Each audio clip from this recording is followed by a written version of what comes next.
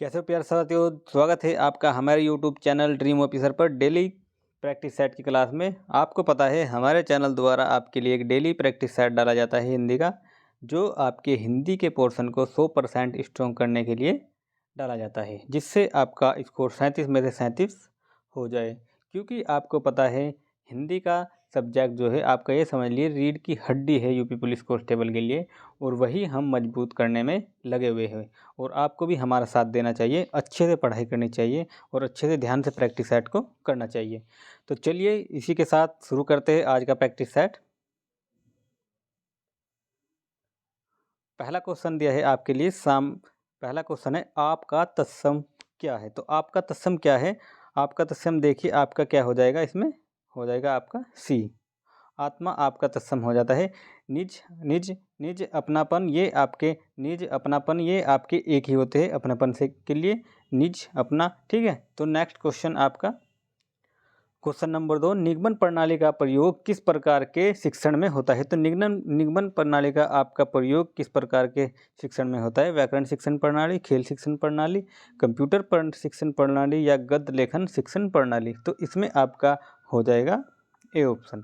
A option, ये निगमन प्रणाली का आपका जो किया जाता है प्रयोग वो व्याकरण शिक्षण प्रणाली में किया जाता है। इसके आपको मैं बता दूं, इसकी शुरुआत अरस्तु ने की थी। ठीक है, निगमन का आपका क्या अर्थ होता है? अज्ञात से ज्ञात की तरफ। आपने देखा होगा फिजिक्स में भी, आपने देखा होगा कि जब निगमन किसी चीज़ का करते हैं तो अज्ञात से ज्ञात की ही हमें खोज करनी होती है उसमें। ठीक है, नेक्स्ट क्वेश्चन नंबर 3, उसने कुछ नहीं खाया मैं कुछ किस सर्वनाम का बोधक है। तो कुछ किस सर्वनाम का बोधक है, बताइए। इसमें आपका क्या हो जाएगा? डी ऑप्शन, अनिश्चयवाचक। क्योंकि आपको पता है ये एक निश्चित नहीं है कि क्या खाया, कुछ में कुछ भी खा सकता है, तो इसमें आपका डी हो जाएगा। आपके सर्वनाम आपके जो होते हैं ये आपके 6 प्रकार के होते हैं। ठीक है, 4 तो इसमें आपके दिए गए हैं, प्रश्नवाचक, संबंधवाचक, निश्चयवाचक, निजवाचक, अनिश्चयवाचक और आपके निश्चितवाचक। ठीक, नेक्स्ट क्वेश्चन नंबर 4, घर, पहाड़ और नदी किस संज्ञा के भेद के अंतर्गत आएगा। तो किस संख्या के अंतर्गत आएगा आपका? भावात्मक, ये नहीं, जातीयात्मक, गुणात्मक, द्रव्यमानात्मक। तो इसमें आपका किस में आएगा? ये आपका भाव को व्यक्त नहीं कर रहा है। द्रव्यवाचक में आपकी द्रव्य की बात होगी, गुणवाचक में आपकी गुण की। तो ये आपका एक जाति को व्यक्त कर रहा है कि जैसे घरों को कह दिया एक ही जगह घर, पहाड़ कितने पहाड़ होते हैं, सबको पहाड़ को एक ही पहाड़ में, नदियों को नदी। तो ये आपका जाति को व्यक्त करता है। तो ये आपका हो जाएगा बी, फोर्थ का। क्वेश्चन नंबर 5 आपका है, फूले का सकल मही छाऊं, जनु वर्षा ऋतु प्रगट बुढ़ाऊ। इन इन काव्य पंक्तियों में कौन सा अलंकार है? तो इन काव्य पंक्ति में कौन सा अलंकार है? आपने देखा होगा जहाँ पर ये जनु मानु आते हैं वहाँ पर आपका उत्प्रेक्षा अलंकार होता है। तो इसमें आपका 5वें का हो जाता है ए ऑप्शन।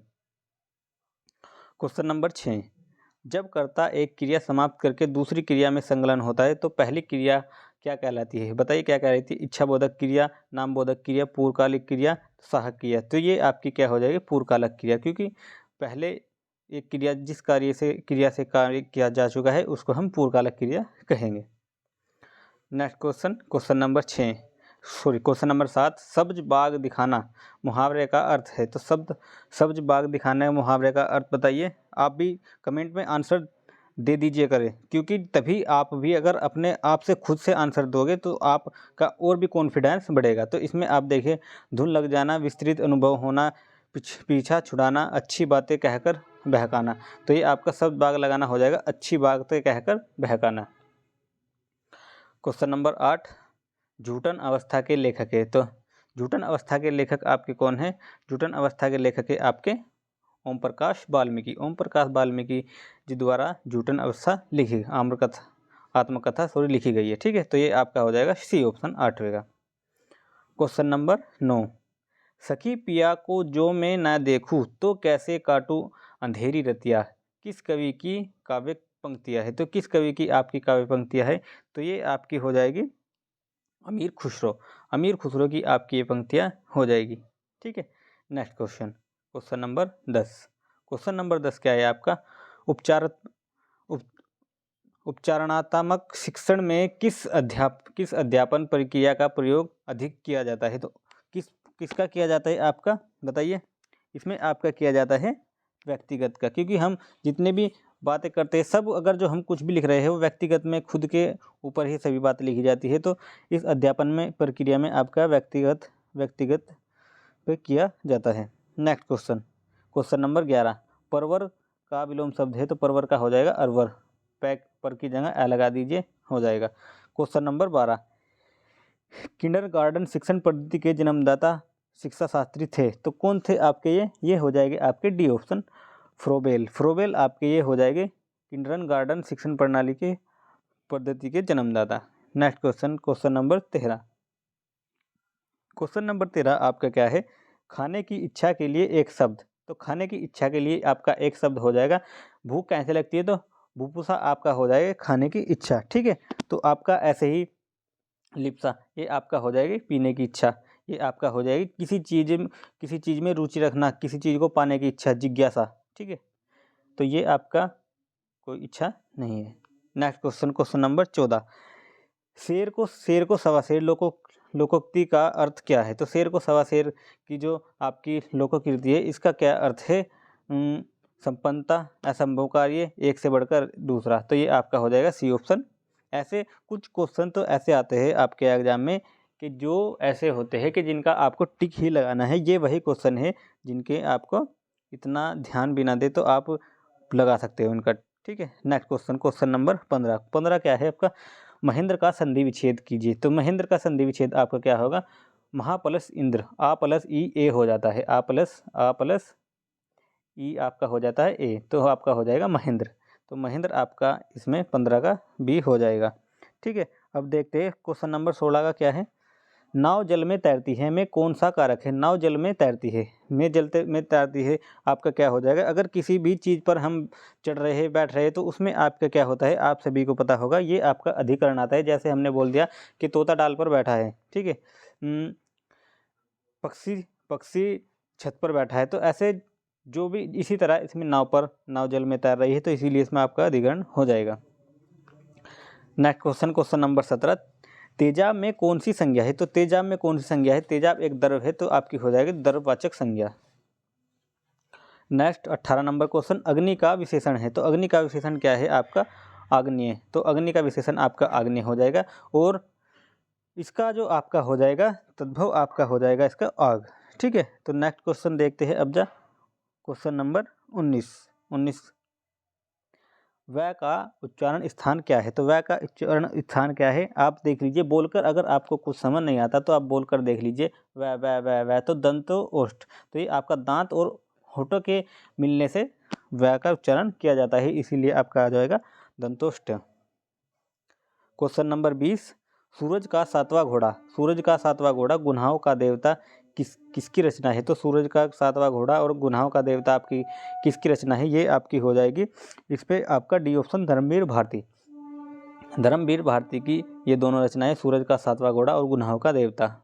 अब नेक्स्ट आपका देखते हैं पैराग्राफ का क्वेश्चन है। पैराग्राफ में 21 से 25 तक के क्वेश्चन इसमें दिए गए। चलिए पैराग्राफ पढ़ते हैं। प्रकृतिवादी का संबंध जीवन और जागृत के प्रति एक नए दृष्टिकोण से है। इस भौतिक जगत को संपूर्ण सत्य मानकर उसमें रहने वाले मानव समुदाय के मंगल की कामना से प्रेरित होकर प्रगतिवादी साहित्य की रचना की गई है। जीवन के प्रति लैंगिक दृष्टि इस साहित्य का आधार है और सामाजिक यथार्थ से उत्पन्न होता है, लेकिन उसे बदलने और बेहतर बनाने की कामना के साथ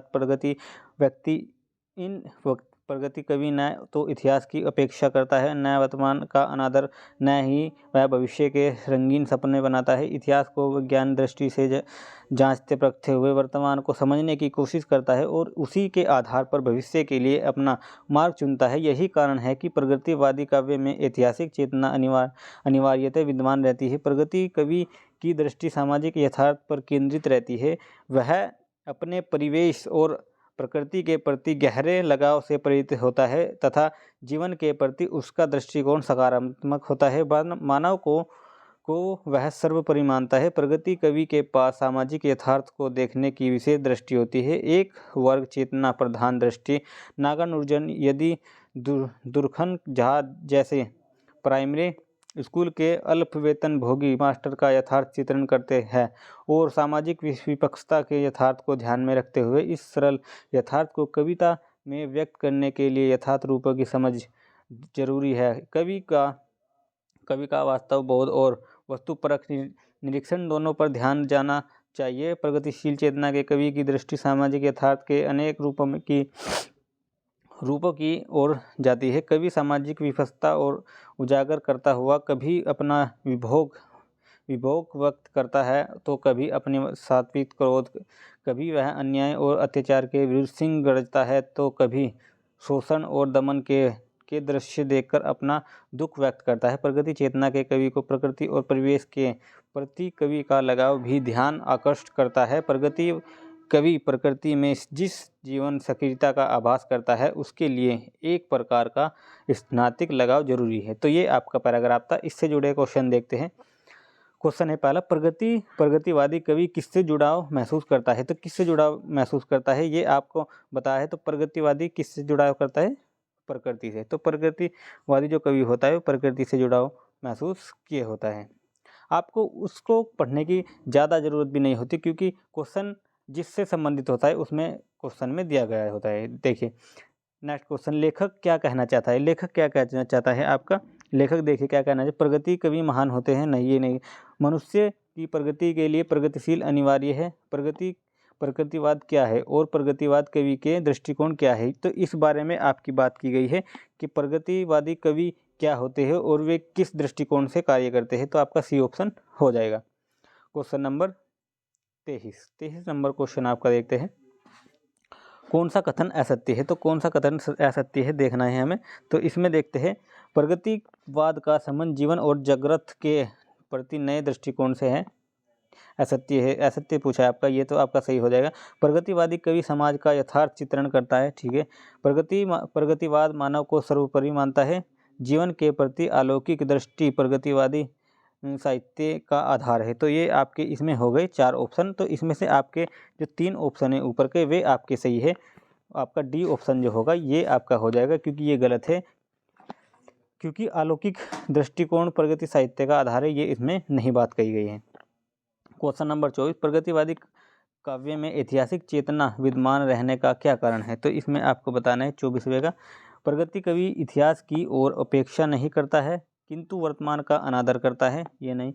प्रगतिवादी कवि भविष्य के रंगीन सपने बुनता है, ठीक है। प्रगतिवादी कवि इतिहास को वैज्ञानिक दृष्टि से जांच परख कर वर्तमान के बारे में लिखता है। तो इसमें आपसे क्या पूछा था, प्रगतिवादी काव्य में ऐतिहासिक चेतना विद्यमान रखने का क्या कारण है? तो ये आपका इसमें उत्तर बताइए। उसमें आपका क्या हो जाएगा? इसमें आपका हो जाएगा सी, क्योंकि इसमें आपने देखा इसमें वही दिया गया है कि प्रगतिवादी इतिहास को वैज्ञानिक दृष्टि से जांच परख वर्तमान के बारे में लिखता है, क्योंकि हमने पैराग्राफ में पढ़ा हुआ था।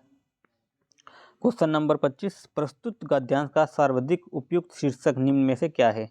तो इसमें से आपका क्या है? प्रगति, प्रगतिवाद, प्रगति के प्रयास, मानव एवं प्रकृति। तो इसमें आपका क्या आंसर हो जाएगा? इसमें हो जाएगा प्रगतिवाद, ये आपका आंसर हो जाएगा, ठीक है। नेक्स्ट क्वेश्चन, क्वेश्चन नंबर 26, जिसका ज्ञान ज्ञानेंद्रियों द्वारा न हो के लिए दिए गए शब्दों में सही है। तो क्या हो जाएगा इसका आपका? बताइए। 26वें का आप भी आंसर बताते रहिएगा। 26वें का ज्ञान इंद्रिय, तो यहाँ पर न हो आ गया तो आपका होगा इसमें लगा दीजिए अतीन्द्रिय, ठीक है। तो ये आपका 26वें का हो जाएगा बी ऑप्शन। क्वेश्चन नंबर 27वां, लोभ लोम शब्द युक्त का सही अर्थ है। तो लोभ लोम का क्या होगा? लोभ माने होता है लालच, तो लालच तो आपका ये 2 तो आपके हो गए खत्म। लालच आपका इसमें भी तो लोभ और लोम लोभ के साथ में प्रेम नहीं आएगा तो आपका हो जाएगा ए ऑप्शन, लोभ रोम। तो आपका हो जाएगा 27वें का ए। क्वेश्चन नंबर 28वां क्वेश्चन है आपका, कौन सा शब्द अनेकार्थी श्रेणी का नहीं है? तो कौन सा शब्द ऐसा है जिसके अनेक अर्थ नहीं होते? तो आप बताइए कौन सा शब्द होगा? मधु का नहीं होगा, शायद भी होगा, शराब भी होगा। तो आपका उसके में हो जाएगा 28वें का बी ऑप्शन, ठीक है। नेक्स्ट क्वेश्चन, क्वेश्चन नंबर 29, निम्नलिखित शब्दों में से एक की वर्तनी निम्नलिखित शब्दों में से एक की वर्तनी शुद्ध है, तो किसकी वर्तनी आपकी शुद्ध है? अभ्यंतरित, अत्यधिक, अत्यधिक नहीं, अत्यधिक होगी, निरोग नहीं होगा, तो आपका हो जाएगा इसका 29वें का हो जाएगा आपका डी ऑप्शन, निरप, ठीक है, निरपतादनी। क्वेश्चन नंबर 30, इनमें से एक शब्द की वर्तनी अशुद्ध है, वह है, तो कौन सा आपका शब्द है जिसकी वर्तनी अशुद्ध है, वह आपको बताना है। तो आपका द्वारिका इसमें हो जाएगा, ठीक है, तो द्वारिका आपका शब्द हो जाएगा। नेक्स्ट क्वेश्चन, क्वेश्चन नंबर 31 में आपका क्या है? निम्न में संबोधन कारक का प्रसर्ग कौन सा है? तो संबोधन कारक का आपका प्रसर्ग देखा होगा आपने, आपको पता है कि जब इसमें संबोधन किसी का भी किया जाता है तो उसमें ऐसे ही शब्द आते हैं आ ओ वाले, तो इसमें आपका ये चिन्ह, संबोधन में आप ये चिन्ह देख लीजिए, अगर जिसमें आपको ये चिन्ह लग रहा है वही उसका आंसर हो जाएगा। Next question, question number 32, pulling वाचक शब्द छांटिए, तो पुल्लिंग वाचक शब्द आपको छांटना है, इसमें क्या हो जाएगा आपका? बोल के, अगर हमें नहीं ऐसे समझ आया तो बोल के देखिए, कैमरा, कैमरा लाओ, पायल पहने जाएगी, प्लेट, प्लेट उठाओ, तलवार, तो आपका कौन सा आ रहा है? पुल्लिंग आपका हो जाएगा ए। क्वेश्चन नंबर 33, निम्नलिखित शब्दों में से एक स्त्रीलिंग शब्द है, तो कौन सा है? डोर, डोर, रस्सा, धागा, सूत, तो इसमें आ जाएगा डोर बांधो, तो डोर ही बांधो, तो आपका हो जाएगा ए ऑप्शन 33 का। क्वेश्चन नंबर 34 आपका क्या है? शिक्षक का बहुवचन होगा, तो शिक्षक को क्या कहते हैं? जब स्कूल में आपने सुना होगा कोई भी मीटिंग होती है कि सभी शिक्षक गणों की मीटिंग रखी गई है, तो आपका डी ऑप्शन हो जाएगा। क्वेश्चन नंबर 35, क्रिया के जिस रूप से वर्तमान में क्रिया के संदेह का बोध हो वह क्या कहलाता है? वह काल, वह क्रिया के जिस रूप से वर्तमान में क्रिया के संदेह का बोध होता है उसे हम क्या कहते हैं? इसमें आपका पूछा गया है, तो इसमें हम क्या कह देंगे, क्योंकि वर्तमान भी बोल दिया और इसमें संदिग्ध भी बोल दिया, तो आपका हो जाएगा संदिग्ध वर्तमान काल। क्वेश्चन नंबर 36, मोहन से चला नहीं जाता वाक्य में कौन सा वाच्य है? तो मोहन से चला नहीं जाता वाक्य में कौन सा वाच्य है? तो ये आपका भाववाच्य है, क्योंकि वो भावना अपनी व्यक्त कर रहा है कि मोहन से चला नहीं जा रहा है। तो क्वेश्चन नंबर 37, आचार्यों ने कहा है कि अहिंसा ही परम धर्म है, संरचना के आधार पर वाक्य भेद बताइए, तो वाक्य भेद आपको बताना है, इसमें कौन सा ये आपका वाक्य है? तो इसमें आपका क्या हो जाएगा, क्योंकि इसमें आपका की से दो वाक्य जोड़े गए, आचार्यों ने कहा है कि अहिंसा ही परम धर्म है, तो आपका इसमें हो जाएगा मिश्र वाक्य, ठीक है, तो इसमें आपका